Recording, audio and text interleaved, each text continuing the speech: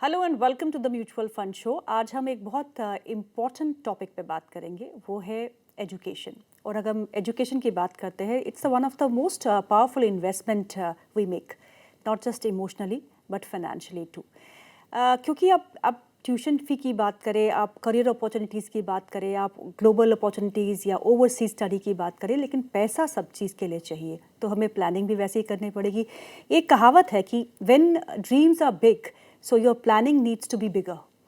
तो इसी पे हम चर्चा करेंगे और हमारे साथ बहुत ही खास मेहमान जुड़ चुके हैं, mister Rajan Wadhwan. He is founder Doorbeen fintech LLP। Mister Rajan, आपका बहुत बहुत स्वागत है कार्यक्रम में। Thank you. राजन जी, ये बताइए, एजुकेशन जो है वो इस समय अगर हम बात करें तो बहुत ही इम्पॉर्टेंट है, इम्पॉर्टेंट देन एवर। और राइट। एजुकेशन के लिए जो अब हम इन्वेस्टमेंट की सोचते हैं तो हमको बहुत पहले से सोचना पड़ता है, क्योंकि अब पुराना ज़माना टल गया कि स्कूल में है बच्चे ग्रेजुएशन कर लेंगे, पढ़ लेंगे, उनके लिए सोचना नहीं है। तो तब हम शादी के बारे में ज़्यादा सोचते थे और एजुकेशन के बारे में कम। लेकिन अब उस समय में हम इस समय हैं जब हम एजुकेशन के बारे में ज़्यादा सोचते हैं, और शादी की तो छोड़ ही दीजिए, वो तो अब बात ही नहीं होती। सो एजुकेशन के लिए प्लानिंग किस समय से शुरू करनी चाहिए एक पेरेंट को, as far as the kids are concerned? I think बड़ा इंपॉर्टेंट क्वेश्चन है ये। बेसिकली प्लानिंग जो है अब वो बहुत इंपॉर्टेंट पार्ट बन गया है जी। फाइनेंशियल प्लानिंग के अंदर, इन्वेस्टर्स के ओवरऑल उनके करियर में, फैमिली के पॉइंट ऑफ व्यू से भी। uh, वो इसलिए है क्योंकि लार्जली इंडिया में देखा जाए, जो हम जितने हम डिस्कशंस करते हैं, मीटिंग्स करते हैं क्लाइंट्स के साथ, जी। तो लोगों के दो तरह के गोल्स हैं लॉन्ग टर्म के। एक है रिटायरमेंट, इनफैक्ट तीन कहूंगा मैं। जी। एक है रिटायरमेंट, एक हो गया आपका बच्चों की पढ़ाई के लिए, which is education over graduation, college education. और तीसरा है मैरिज। और आप ठीक कह रहे हैं, जो मैंने भी ऑब्जर्व करा है पिछले 7-8 साल से, कि मैरिज का थोड़ा सा ना लोगों के चले गए बैक सीट पे। जी। कि मैरिज मैरिज इंपॉर्टेंट है, but is not so important कि पहले उनकी प्रायोरिटी आती है कि पहले एजुकेशन के लिए फोकस कर लिया जाए। करेक्ट। और एक और जो डिफरेंस है तीनों गोल्स के अंदर, वो बहुत इंपॉर्टेंट डिफरेंस एक ये है कि रिटायरमेंट आदमी चाहे 2 साल आगे पीछे कर ले, लोग आज अर्ली रिटायरमेंट की बात करते हैं या रिटायरमेंट के बाद काम करने की बात करते हैं। जी। वही मैरिज का है कि मैरिज का आप डिसाइड नहीं कर सकते कि किस डेट, किस ईयर में मैरिज का रहेगा जी। टारगेट। जी। बट जो एजुकेशन है वो एक टाइम बाउंड है। जी। तो टाइम बाउंड होने से क्या होता है कि आपको पता है कि अगर आपका बच्चा आज अगर 5th क्लास में है, तो आपको 12 साल के बाद या 7 साल के बाद आपको पैसे चाहिए। जी। तो that is a major big difference between all the three goals, that education goal or target has to be a time bound target. Education की जब हम बात करते हैं तो हम इन्फ्लेशन, CPI, WPI तो हम हर क्वार्टर पे देखते हैं, और हम बड़े खुश होते हैं कि आज WPI जो है वो नेगेटिव में आ गया, CPI जो है वो 1% है। लेकिन जब हम राइट। एजुकेशन इन्फ्लेशन की बात करते हैं, वो तो बढ़ता ही जा रहा है। और पिछले राइट। 5 सालों में कोविड के बाद जब हमारा नज़रिया खुला है और लोगों में ये बात अब बिल्कुल साफ हो चुकी है that we need to spend and plan for proper education, और कोई बाउंड्रीज नहीं है अब राइट। एजुकेशन के लिए। तो जो एजुकेशन की इन्फ्लेशन है वो बहुत ज़्यादा है। उसको कवर राइट। करने के लिए अपनी प्लानिंग कैसे होनी चाहिए? What kind of investments and from what time should one start looking and planning for the education? ये बड़ा इंपॉर्टेंट पार्ट है, क्योंकि लोग थोड़ा सा इसको मिस कर जाते हैं जी। और लोग सोचते हैं कि ये कर लेंगे या बाद में देख लेंगे। बट जो आपने ठीक बोला कि CPI WPI जो हम देखते हैं, हम सोचते हैं कि ये इन्फ्लेशन है। महंगाई वो नहीं है, जी। महंगाई हमारा लाइफस्टाइल है। करेक्ट। महंगाई हमारा कॉस्ट ऑफ एजुकेशन है, जो कि बढ़ रहा है, जी। और वो अच्छे खासे रेट पे बढ़ रहा है आज अगर। और हम देखते हैं कि बच्चों को एजुकेशन के लिए आप प्राइवेट यूनिवर्सिटी भेजना चाहते हैं या ओवरसीज भेजना चाहते हैं, तो उसकी जो महंगाई है वो 10, 12, 15% से बढ़ती है हर साल। जी। जी। तो आज अगर एक टिपिकल कॉस्ट ऑफ एजुकेशन अगर 1 करोड़ की है या 1.5 करोड़ की है किसी भी एक ओवरसीज यूनिवर्सिटी के लिए, ऐसा नहीं कि US की बात कर रहा हूँ मैं, किसी भी यूनिवर्सिटी में कहीं पर भी किसी भी कोर्स में जाना है, जी। तो जो कॉस्ट है वो जो बढ़ती है, वो अगर आज 1-1.5 करोड़ है, तो वो 4 से 5 करोड़ पहुंच जाती है अगले 7-8 साल के अंदर। तो ये बड़ा ज़रूरी है कि आप एजुकेशन प्लानिंग ढंग से करें और शुरू से करें, क्योंकि जो जो पूरी जर्नी है एजुकेशन प्लानिंग की, that is like a cricket match. कि आपको पता है कि ये क्रिकेट मैच में क्या होता है, आपके पास 50 ओवर हैं, जी। और आप उस 50 ओवर में आप 300 रन बनाने हैं, तो आपको पता है कि रन रेट कितनी है, 6 रन मारने हैं आपको हर ओवर के अंदर। करेक्ट। वही एजुकेशन प्लानिंग की बात होती है कि मेरे पास अगर 10 साल, 15 साल, 20 साल है, तो मेरे को हर ओवर में या हर साल में कितने सेविंग करनी है, कितना इन्वेस्टमेंट करना है, सो दैट मैं उस लेवल तक पहुंच जाऊं। तो वो सिर्फ प्लानिंग वाली बात है कि जितना लंबा टाइम होगा। और अनफॉर्चुनेटली क्या होता है कि लोग कई बार वो बिल्कुल 11th आवर में हम जो बोलते हैं कि जब बच्चा 9th 10th 11th में आ जाता है, जी। तब सडनली दे रियलाइज कि अरे वो पैसे तो जोड़े नहीं एजुकेशन के लिए, and then they put out the money from PPF या ईपीएफ। तो वो एक जो रिटायरमेंट का पैसा होता है वो यहाँ लग निकालना पड़ जाता है। करेक्ट। तो अगर आप प्लानिंग ढंग से कर लें, शुरू से कर लें, टाइम से कर लें, then I think that is how you can easily reach that number जो आपने प्लान करा होगा। तो आइडियल उम्र क्या है, किस बच्चे की किस एज से हमको प्लानिंग शुरू करनी चाहिए? बिल्कुल शुरू से ये जो हम देखते हैं आजकल अवेयरनेस बढ़ रही है जो पहले नहीं थी। और हम भी पुश करते हैं क्लाइंट्स को कि आप रिटायरमेंट के लिए तो जोड़ रहे हैं, बट एजुकेशन भी जिस साल आपका बच्चा पैदा हुआ है, बिकॉज ये बड़ा इमोशनल एक प्लान है। अगर जी। आप बात करेंगे तो क्लाइंट सुनता है, और इन्वेस्टर को पता है कि वो उसको करना है। पहले शुरू में लोग सीरियस नहीं होते, जब शादी नहीं हुई सीरियस नहीं है, शादी होगी तब भी सीरियस नहीं होते या हो जाते हैं, but moment you have a kid, आपके बच्चे होते हैं, तो आप देन यू स्टार्ट कनेक्टिंग कि आप क्या बात करना चाहते हैं और आप किसके लिए कर रहे हैं। जी। सो आई थिंक कहीं ना कहीं शुरू से ही right from the first year वो उसको अब जर्नी को स्टार्ट करना करना चाहिए। तो करेंगे कैसे? आई मीन क्या करेंगे एलोकेशन, बिल्कुल। एसेट एलोकेशन होना चाहिए, क्या किन एसेट्स में पैसा डालना चाहिए? हम एक मिडिल क्लास अर्बन फैमिली की बात करते हैं जहाँ पे से 1 साल का बच्चा है और उसके पास 16 साल है जब वो अपना 11th 12th राइट। करके निकलेगा और फिर वो अपनी एजुकेशन, हायर एजुकेशन के लिए जाएगा। तो कैसे प्लान करेंगे? ये चीज़ इंपॉर्टेंट है, ये भी बहुत डायनेमिकली इसको देखना चाहिए कि जैसे बच्चा अगर फर्स्ट 1 साल का है या 2 साल का है या 5 साल का है, आपको पता है कि टाइम है आपके पास। जी। आपके पास 8 10 12 साल 15 साल का टाइम है। तो और आपका जो टारगेट है आपको भी आपने प्लान कर लिया कि कितना टारगेट है, मुझे 3 करोड़ 4 करोड़ पैसा इकट्ठा करना है। और ये भी एक चीज़ ज़रूरी है एज ए पेरेंट कि मेरा टारगेट, मेरा एक जो सामने है वो मेरे सामने मेरे को प्लान करना चाहिए। जी। चाहे पैसा यूज़ हो ना हो वो दूसरी बात है, करेक्ट। बट ये ना हो कि एंड में वो पैसे नहीं है और आपको लग रहा है कि आपको कुछ और बेचना पड़ गया फॉर द एजुकेशन। आपके पास जब टाइम होता है आपको पोर्टफोलियो को एग्रेसिव ही रखना पड़ेगा, क्योंकि नहीं नहीं कहीं ना कहीं वो जो आपका जो टारगेट है वो नहीं पहुंच पाओगे आप वहाँ तक। तो ओके। शुरू में आप इक्विटी में या इक्विटी म्यूचुअल फंड्स जो होते हैं उसमें लोग एसआईपी करते हैं, जो कि बहुत कॉमन हो गया आजकल। जी। तो it has to be a combination of your monthly SIP, जो ओके। हम सब देखते हैं कि आजकल एक एसआईपी, एक बकेट प्लानिंग जैसे कहते हैं कि जी। आपने वो एजुकेशन का बकेट बना लिया, उसमें जी। आपने एक मंथली एसआईपी शुरू कर दी। ओके। और साथ साथ छोटा मोटा कुछ लमसम भी डालते रहे उसके अंदर, तो वो एक आपका एग्रेसिवली आप उसको स्टार्ट कर सकते हैं और धीरे धीरे बाद में उसको हम उसको रिड्यूस कर सकते हैं। ओके, अगर एसआईपी करेंगे तो किस में करेंगे? We have to be aggressive in equities, pure equities initially and then reduce gradually? Yes yes, that has to be the case, क्योंकि आपके पास जब टाइम है तो आपको शुरू में एग्रेसिव रहना पड़ेगा। ओके। क्योंकि रिस्क आप तभी ले सकते हैं आपके पास जब टाइम होता है। और जैसे जैसे टाइम कम होगा, अब जैसे आपका बच्चा अगर किसी का अगर प्लानिंग कर रहा है एजुकेशन का, तो अगर वो फर्स्ट क्लास में है सेकंड क्लास में है, तो पता है कि अब 10 साल का टाइम है। और 7 8 साल उसको एग्रेसिव रखेंगे ताकि रिटर्न बिल्डअप हो जाए। और ओके। जैसे ही वो 8 9 साल खत्म हो गए, जब 2 साल या 3 साल रह जाए कॉलेज के लिए, तो धीरे धीरे इक्विटी उसको कम करना जरूरी है। ओके। क्योंकि जैसा हमने देखा अभी लास्ट ईयर मार्केट कितनी वॉलेटाइल हुई। जी। अब सपोज कोई बच्चा अगर 2024 में अगर वो 11th या 12th में आ गया है, उसको पैसे चाहिए कॉलेज के लिए, पेरेंट्स ने प्लानिंग करी कि अब मैं नेक्स्ट ईयर पैसे निकालूंगा, अगर जी। सारा पोर्टफोलियो इक्विटी में ही होता, तो मार्केट डाउन होने से आपका प्लानिंग खराब हो जाती है। तो बड़ा जरूरी है कि जब वो बच्चा 10th 11th में आ जाए तो आप धीरे धीरे उसका इक्विटी कम कर दें। उसको इक्विटी अगर वो 100% था शुरू से, तो उसको आप 20 30% पे ले आइए या ओके। 50% पे ले आइए मैक्सिमम, उससे ज्यादा नहीं। ओके। क्योंकि आपका टाइम आ रहा है पैसा निकालने का। आपकी जो सेमेस्टर फीस जाएगी, जो आपकी कॉलेज की फीस जाएगी फर्स्ट ईयर में, तो आपका जी। वो टाइम आ रहा है पैसा निकालने का। ट्रू। पूरा इक्विटी जीरो नहीं करना है, क्योंकि आपका सभी भी कॉलेज के बाद भी 4 साल का टाइम है, कॉलेज की जो जी। फीस जाती है, जो आपकी जी। सेमेस्टर फीस जाती है। जी। तो इसलिए उस पॉइंट ऑफ व्यू से आप इक्विटी धीरे धीरे कम करना शुरू कर दीजिए, तो क्या कि आपकी जो फ्लक्चुएशंस हैं या वॉलिटिलिटी है मार्केट की, वो आपके पोर्टफोलियो, आपके जो टारगेट है एजुकेशन का, उसको ज्यादा इफेक्ट ना करे। तो डी रिस्किंग कैसे होगी पोर्टफोलियो की? जैसे आपने कहा कि टुवर्ड्स जब आप अपने पड़ाव की तरफ बढ़ते हैं और बच्चे के 11th 12th होता है तो आप अपना इक्विटी एलोकेशन कम कर दीजिए।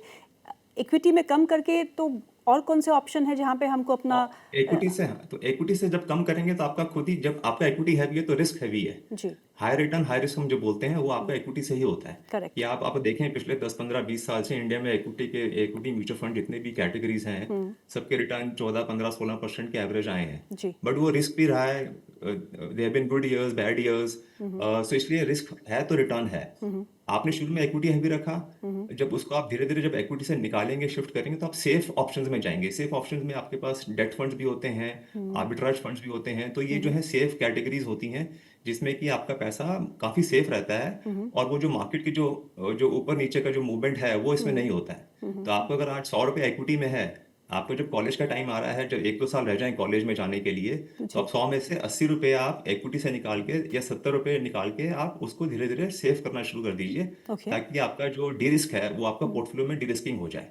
डी रिस्किंग मतलब कि आपका जो जो ये जो ऊपर नीचे की मूवमेंट है वो उसको कम टेक करना, केयर क्योंकि एंड ड्यूज आने वाला है। करेक्ट कॉलेज की जो पढ़ाई के लिए पैसे देने हैं तो वो आप मार्केट में रख के नहीं निकाल सकते। सर आजकल जो ट्रेंड है ना वो ये है कि हमें सब कुछ आता है तो हम डायरेक्टली स्टॉक मार्केट में क्यों ना इन्वेस्ट करें, हम म्यूचुअल फंड्स के राइट थ्रू जरिए क्यों जाए। तो राइट एजुकेशन प्लानिंग के लिए भी अगर ऐसा कोई सोचता है तो वो सही है। देखो, ये काफ़ी डिपेंड करता है कि लोगों की स्किल्स कैसी है, उनके पास टाइम कैसा है, वो खुद मैनेज कर सकते हैं। कई लोगों को स्टॉक्स का शौक होता है, अगर वो लॉन्ग टर्म होल्ड कर सकते हैं तो वो लोग करते हैं। बट जिनके पास टाइम नहीं है, स्किल नहीं है, नॉलेज नहीं है, I think still the best way. और आपको ये भी ज़रूरी है कि आपके पास जो आप म्यूचुअल फंड्स हैं उसमें आपको एक मैनेजमेंट मिलती है ओवरऑल पोर्टफोलियो की। आपका टाइम नहीं लगता उस चीज़ के अंदर, और आप वो उसको प्रोफेशनली जो है वो आप मैनेज करवा लेते हैं। तो overall mutual fund is the right way. आपको बहुत कैटेगरीज के ऑप्शन मिल जाते हैं, तो आई थिंक वो एक बेटर वे है, जिसमें कि आपका एक ओवरऑल एफिशिएंसी बन जाती है मैनेज करने की। सो आई राजा would recommend mutual fund is a better way than direct stocks.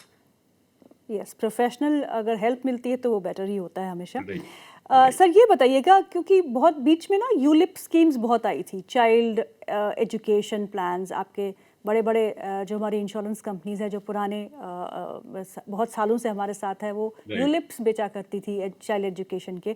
In fact private companies भी बहुत सारा यूलिप प्लान्स बेचती है। तो ये जो चाइल्ड का इंश्योरेंस प्लान लेके उनको कवर करना, ये सही होगा एजुकेशन के लिए या इनसे फिर दूर ही रहना चाहिए? सो आपने आई थिंक थोड़ा आंसर स्पीच में दे दिया इसका कि मैं इंश्योरेंस के अगेंस्ट नहीं हूँ, बट ये जो यूलिप्स हैं उसके थोड़ा सा फेवर में नहीं हूँ, क्योंकि ये चीज़ बड़ी इमोशनली बेची गई है। और ये पिछले 15 20 साल से चलता आ रहा है कि आप किसी फैमिली के पास जाते हैं और आप insurance, child plan, marriage plan, education जी प्लान करके बेचते हैं, वहाँ थोड़ी मिस सेलिंग हो जाती है। तो आई think that is not the right way, क्योंकि आपको लॉन्ग टर्म में आपको वेल्थ क्रिएट करनी है तो आपको कॉस्ट भी देखनी है। तो करेक्ट ये जो ये पॉलिसीज होती हैं इनमें थोड़ी कॉस्ट हाई होती है, और वो कॉस्ट भी आपकी ही पॉकेट से निकल रही है। आपका ही पोर्टफोलियो है, उसी में से कॉस्ट वो जो है एक्स्ट्रा जाती है in those kind of instruments. तो इसलिए हमेशा बेटर है कि आप की फैमिली है, आपके बच्चे हैं, आप एजुकेशन प्लानिंग कर रहे हैं, आप अगर अर्निंग मेंबर हैं, तो सिंपल प्लान यही है, जो कि हम सब लोग ये भी खुद भी ये चीज़ें करते हैं कि आप अ, एक अगर इंश्योरेंस लेनी है तो आप इंश्योरेंस अपने लिए लीजिए। जी बच्चों के नाम पे इंश्योरेंस नहीं लेनी चाहिए। But okay insurance basically the underlying objective is कि मैं अगर अर्निंग मेंबर हूँ तो पॉलिसी मैं अपने लिए लूंगा कि कल को कुछ करेक्ट मेरे को हो जाए तो मेरी फैमिली के लिए वो सेफ्टी नेट है, वो फाइनेंशियली करेक्ट जो एक सिक्योरिटी है वो वहां से आएगी। करेक्ट तो बेस्ट ये है कि आप बच्चों के लिए तो एसआईपी करिए, एजुकेशन के लिए ये जो भी गोल्स हैं, और खुद एक टर्म प्लान लीजिए। तो वो अलग टॉपिक है, बट कहीं ना कहीं it has to be a combination of correct a term plan and SIP, ताकि दोनों चीजें आपकी एक साथ कवर हो जाएं इस चीज से। अभी पिछले कुछ समय पहले मैं किसी अपने फ्रेंड से मिली थी, उसने कहा कि मैंने एनपीएस किया है, so my NPS investment in NPS will cover my child's education. Is it right? I would partly say yes and no both, but कहीं ना कहीं अगर आप अपने जो एक करियर में आप अगर 30 35 साल के हैं, आप अगले 20 25 साल जो एक आप करियर आपका है, जो जॉब कर रहे हैं, बिजनेस कर रहे हैं, तो आपको दोनों गोल्स को लेके चलना है। आप अगर आप एनपीएस कर रहे हैं तो बेसिक ऑब्जेक्टिव एनपीएस का क्या है कि मैं एक रिटायरमेंट कॉर्पस बिल्डअप कर रहा हूँ। जैसे अमेरिका में 401k है जो कि सोशल सिक्योरिटी है, जो वहाँ पर एक लोग रिटायरमेंट करते हैं। हमारे यहाँ पर ईपीएफ भी है, पीपीएफ भी है। जी एनपीएस का भी वही पर्पस है कि मैं अगले 20 साल जो मैं रिटायरमेंट का मेरा जो एक फेज आएगा, मैं उसके लिए पैसे जोड़ रहा हूँ। तो करेक्ट वो पैसा उसके लिए ही है, प्लान है, प्लस उसमें लिक्विडिटी भी नहीं है। तो आपके लिए ये भी बड़ा जरूरी है कि आपको वो चीज़ चाहिए जहाँ पर लिक्विडिटी रहे। जी तो इसलिए एनपीएस मैं रिकमेंड नहीं करूंगा कि आप एनपीएस से आप एजुकेशन प्लानिंग सोचिए, क्योंकि आपको लिक्विडिटी प्लस वो चीज़ें जो नहीं मिलेंगी उसके अंदर। तो बेटर है कि आप एसआईपी करिए या और जो और इंस्ट्रूमेंट्स हैं उनमें करिए जहाँ आपके पास लिक्विडिटी रहे। सर आजकल ना अब्रॉड जाने का बड़ा क्रेज़ है। बहुत सारे बच्चे पहले से ही प्लान करते हैं कि हमें अपने देश में पढ़ना नहीं है, we have to go abroad for our studies. और जब अब्रॉड की बात आती है तो करेंसी रिस्क सबसे बड़ा रिस्क होता है। अभी आप अपने रुपए को ही देखिए, 90 से 1991 के आसपास हम आ चुके हैं। अब जो बच्चे यूएस में पढ़ रहे हों या फिर यूरोप में पढ़ रहे हों, उनका कॉस्ट तो बढ़ ही गया इनडायरेक्टली। तो करेंसी रिस्क को कैसे हेज करेंगे हम, अगर हमारा ये बिल्कुल प्लान है कि हमें अपने बच्चे को बाहर ही पढ़ाना है? तो ये भी इम्पोर्टेंट पॉइंट है क्योंकि आजकल हम देखते हैं आसपास काफ़ी जो है फैमिलीज अपने पेरेंट्स अपने बच्चों को बाहर भेजना चाहते हैं बिकॉज ऑप्शन ज़्यादा हैं, जी। कंपटीशन यहाँ ज़्यादा है, आपको डिफरेंट कोर्सेज डिफरेंट कंट्रीज में आपको ऑप्शन मिल जाते हैं। और तो उसके अंदर डायरेक्टली आप हेजिंग नहीं कर सकते क्योंकि आप इंडिया में बैठे हैं, आप यहाँ करेक्ट। पर हैं, आपकी इनकम रुपीज़ में है, आप यहीं कमा रहे हैं, जी। तो आप वैसे तो हेज नहीं कर सकते। आपका जो डेप्रिसिएशन हो रहा है करेंसी का, अगर आपने डॉलर में पेमेंट करनी है 10 साल के बाद फॉर एजुकेशन, तो आपका जो करेंसी डेप्रिशिएट कर रहा है 4-5% से हर साल, तो वो करेगा, वो इम्पैक्ट तो आना ही आना है। दूसरा तरीका सिर्फ यही है हेज करने का कि आप अपना जो पोर्टफोलियो बना रहे हैं, आपके पास 10 साल हैं पढ़ाई के लिए, राइट? तो उस 10 साल में आप जो पोर्टफोलियो बना रहे हैं, जो पूरा एसेट एलोकेशन बनाएंगे, उसमें आप म्यूचुअल फंड्स में एसआईपी करेंगे, तो म्यूचुअल फंड्स के अंदर आजकल ग्लोबल फंड्स भी होते हैं। करेक्ट। तो ग्लोबल फंड्स हो गए तो आप उसमें भी यूएस के फंड्स हैं, इमर्जिंग मार्केट्स के फंड्स हैं, तो आप वहां पर करेंसी का एक्सपोजर ले रहे हैं जो कि आपका डॉलर में हो रहा है। तो करेक्ट। वहां थोड़ा बहुत आप एक करेंसी का एक्सपोजर ले लेते हैं, तो उस हिसाब से थोड़ा सा आपका एक्सपोजर उसमें आ जाता है, बट अदरवाइज डायरेक्टली ऐसा कुछ वो नहीं कि आप करेंसी को हेज कर रहे हैं कंप्लीटली। सर आज गोल्ड की बात ही क्या करें, क्योंकि गोल्ड और सिल्वर तो है आज, एवरीबडी इज़ रशिंग कि हमको राइट। खरीदना ही खरीदना है। और अगर अभी कोई बंदा अपने बच्चे की पढ़ाई की प्लानिंग कर रहा है, तो क्या उसके जो एसेट एलोकेशन है, एसेट की बास्केट है, उसमें गोल्ड और सिल्वर का होना लाजमी है? बिल्कुल होना चाहिए। आई थिंक ये पिछले क्वेश्चन से ही मैं इसको लिंक करूंगा, क्योंकि अभी तो आजकल थोड़ा फोमो भी हो गया बीच में। जी। जो 3-4 साल पहले स्मॉल कैप मिड कैप में हुआ था कि जी। स्मॉल कैप ने 20-25-30% रिटर्न दिए, वही सिल्वर में हुआ, वो गोल्ड में हुआ। But ji. आई थिंक जो सबसे इम्पोर्टेंट चीज़ है कि स्ट्रैटेजी बड़ी ज़रूरी है, कि मेरा जो गोल है 10 साल का, 15 साल का, 5 साल का एजुकेशन का, वो उसकी स्ट्रैटेजी क्या है। उस स्ट्रैटेजी में एसेट एलोकेशन, जो दो बड़े सिंपल वर्ड्स हैं इंग्लिश के, एसेट एलोकेशन, वो अगर आप ढंग से कर लें और वो डिसिप्लिन से कर लें, तो उस एसेट एलोकेशन में क्या हो गया, आपका इक्विटी भी आ गया, आपका ग्लोबल भी आ गया, आपका गोल्ड भी आ गया, सिल्वर भी आ गया। तो गोल्ड सिल्वर 5-7% होना चाहिए। ओके। थोड़ा लालच आ जाता है कि जब मार्केट बढ़ती है तो 5-10-15 लोग कहते हैं करने के लिए, बट आई जी। थिंक वी शुड अवॉइड एक लेवल के बाद। वो ग्रीड है, वो लालच है, वहां तक थोड़ा सा एक एक कंट्रोल करना जरूरी है। But yes, in the long run, at any given time, आपका अगर 10-15% ग्लोबल में है, 5 से 7% गोल्ड सिल्वर में है, तो आई थिंक आप उसको मेंटेन करिए throughout. Instead of chasing returns, it is important to chase the target जो आपने बनाया, और वो इस हिसाब से आपका बैलेंस बन जाता है। राजन जी, बहुत सारे पेरेंट्स आपको अप्रोच करते होंगे, लेकिन कोई ऐसी बड़ी गलती जो आप कॉमन देख रहे हैं सब पेरेंट्स के साथ? कॉमन गलती नहीं कहूँगा, थोड़ा सा एक जो है कि अवेयरनेस कई बार कम हो जाती है। जैसे इन्फ्लेशन का अवेयरनेस कई बार नहीं होती है, या स्टार्ट कैसे करना है, या डिले ऑफ स्टार्टिंग थोड़ा वो हो जाता है। वो जो delay of starting, I think वो मैं कहूँगा कि वो गलती शायद है कि कर ओके। लेंगे। दिस होल एटीट्यूड माइंडसेट की, क्योंकि इंडियंस का, हम लोगों का क्या है कि हम थोड़ा प्रेजेंट बायसिस में रहते हैं कि आज हम पहले खरीद लेते हैं आईफोन, या पहले स्मार्टफोन ले लेते हैं, तो वो हमें वो टेंजिबल चीज़ दिखती है। जी। एजुकेशन टेंजिबल नहीं है ना, वो तो हम डिले कर सकते हैं। तो वो जो डिलेइंग जो है हैबिट है, उसमें आपका जो है ना, वो एक आपका भी प्रेशर आ जाता है बाद में, कि जब टाइम बढ़ जाता है और आपके पास टाइम कम रहता है, तो वो थोड़ा सा वो है कि delay, I would say, is one of the main reasons जहाँ पर ये थोड़ा सा पेरेंट्स कई बार वेट कर लेते हैं इस चीज़ को लेकर। अगर अब डिले हो ही गया है और आपके पास 3 से 4 साल है प्लान करने के लिए, तो उसमें कैसे प्लान करना चाहिए? गुड क्वेश्चन, क्योंकि ऐसे केसेस काफ़ी मिल जाते हैं। क्योंकि अगर कोई हम क्लाइंट ऑनबोर्ड करते हैं नया, या कोई भी नया, जो कई बार जो लोग स्टार्ट कर रहे हैं अपनी financial planning, and then suddenly बच्चे उनके अगर मिडिल एज में हैं और 3-4 साल 5 साल हैं, तो फिर क्या होता है कि आपका टारगेट तो वही है, एजुकेशन की कॉस्ट तो वही है। अगर वो बाहर भी भेजना है या इंडिया में भी पढ़ना है, तो 50 लाख से 1 करोड़ की, 2 करोड़ की रेंज की कॉस्ट है। तो ऑप्शंस फिर 2-3 होती हैं कि आपने जितना उस 2-3 साल में जोड़ सकते हैं, वो तो आपका लिमिटेड एक बिल्डअप होगा। करेक्ट। दूसरा फिर क्या, आप एजुकेशन लोन ले सकते हैं। क्योंकि आपको अगर सपोज 1 करोड़ की कॉस्ट है एजुकेशन की, आपके पास 1 करोड़ नहीं है, अगर है भी 1 करोड़ तो उसमें से कुछ पैसा आपका रिटायरमेंट का है, करेक्ट। उसको टच नहीं करना चाहिए। थोड़ा सा आपको उसमें से निकाल सकते हैं, बट देन अगर आप ज्यादा निकाल लेंगे आपकी रिटायरमेंट प्लानिंग खराब हो जाएगी, क्योंकि उसमें जो कंपाउंडिंग मिलेगी आपको रिटायरमेंट पोर्टफोलियो में, वो आपकी वो डिस्टर्ब हो जाएगी। तो कहीं ना कहीं it has to be a balance of कि आपने उस 3 साल में कितना जोड़ लिया है एजुकेशन के लिए। कुछ आप एजुकेशन लोन ले सकते हैं और कुछ आप रिटायरमेंट में से निकाल सकते हैं। वो बड़ा केस टू केस बन जाता है सिनेरियो। लेकिन जब आप एजुकेशन लोन लेंगे तो क्या बच्चे भी उसका एक हिस्सा बन जाएगा ना? आप लोन लेंगे, आप बोलेंगे कि ओके तुम 4 साल पढ़ लो, उसके बाद इस लोन का चुकता आप अपनी सैलरी से कर लेना। सो क्या बच्चे को इन्वॉल्व करना इस प्लानिंग में सही रहता है?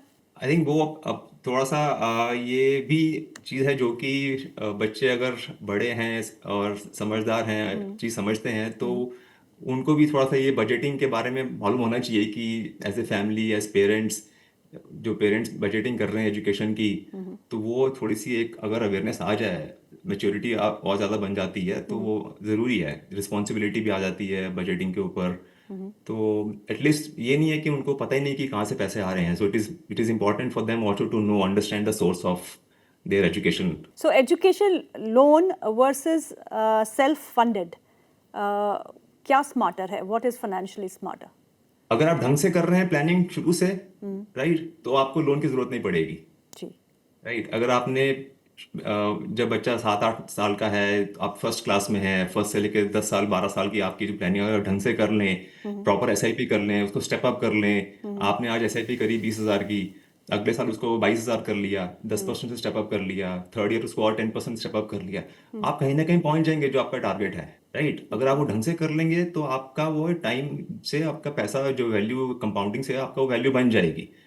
तो इसलिए लोन की जरूरत नहीं पड़ेगी। बट हाँ, अगर वो चीज़ अगर नहीं करी और डिले हो गया है और वो कहीं ना कहीं फिर लोन की जरूरत पड़ती है, then I think like I said कि थोड़ा बैलेंस करना जरूरी है, क्योंकि ऑप्शन तो और कुछ है नहीं करने के फिर। तो एक लोन, अगर आज एजुकेशन लोन भी आई थिंक 9-10-11% के रेंज में होता है, तो वो भी एक फिर एक लेना पड़ जाता है। राजन सर, एक आखिरी सवाल पूछूंगी। आप स्टेप बाय स्टेप अगर मुझे प्रोसेस समझा दे, जो मेरे राइट। व्यूअर्स हैं उनको अच्छे से समझ आए कि अगर वो उनका बच्चा अभी 5 साल का है तो उन्हें कैसे प्लान करना चाहिए, तो वो बड़ा अच्छा रहेगा सर। तो इसमें अगर एजुकेशन प्लानिंग में इम्पॉर्टेंट है कि आप एक टारगेट लेके चलिए, क्योंकि इन्वेस्टमेंट्स तो लोग कर रहे हैं काफ़ी टाइम से। इंडिया में अभी ये कॉन्सेप्ट बन गया है, काफ़ी नॉर्मल हो गया है कि लोग इन्वेस्टमेंट्स करने लग गए हैं। बट जो एक मिसिंग चीज़ है वो है गोल प्लानिंग। गोल प्लानिंग, चाहे वो रिटायरमेंट की है, चाहे वो एजुकेशन की है, और आपके सामने जैसे मैंने पहले पहले कहा कि एक टाइम बाउंड प्लानिंग होती है जी। कि बच्चा मेरा अगर जिस साल 12th में जाएगा तो मुझे उसके बाद नेक्स्ट ईयर में पैसे चाहिए ही चाहिए। करेक्ट। आई कैन नॉट से कि नहीं अगले साल पैसे नहीं है मेरे पास। राइट, तो education planning is very very important कि आपको किस साल में पैसे आपको चाहिए होंगे। तो जो जर्नी है उसको रिवर्स कैलकुलेशन ये कहेगा कि आपको अगर सपोज पैसे चाहिए 2 करोड़, तो आपके पास 10 साल का टाइम है, तो कितना हर महीने सेव करना पड़ेगा, किस रेट पे उसका पोर्टफोलियो आप बनाएंगे, तो आपका वो एक टारगेट जो है आप उसके आसपास पहुंच जाएंगे। तो very important to plan the end amount and the number of years you have to reach that number, और उस हिसाब से आप उसको with your financial advisor plan करके उसको आप एग्जीक्यूट कर सकते हैं। और ट्रैकिंग बहुत जरूरी है कि आपके जी। पास वो 10 साल हैं, ये नहीं कि आपने बीच में छोड़ दिया कि चलो वो तो अपने आप बन जाएगा, नहीं बनेगा। कहीं ना कहीं उसको आपको थोड़ा सा मॉनिटर करना पड़ेगा, रीबैलेंस करना पड़ेगा। तो जिस हिसाब से हम ये डिफरेंट एसेट्स की बात कर रहे हैं, ग्लोबल की, सिल्वर की, गोल्ड की, तो पूरी जर्नी को एक्टिवली उसको मॉनिटर करना पड़ेगा। राजन सर, बहुत बहुत शुक्रिया आज प्रोग्राम में शामिल होने के लिए। Thank you so much for your advice on planning for education. Thank you so much. Thank you.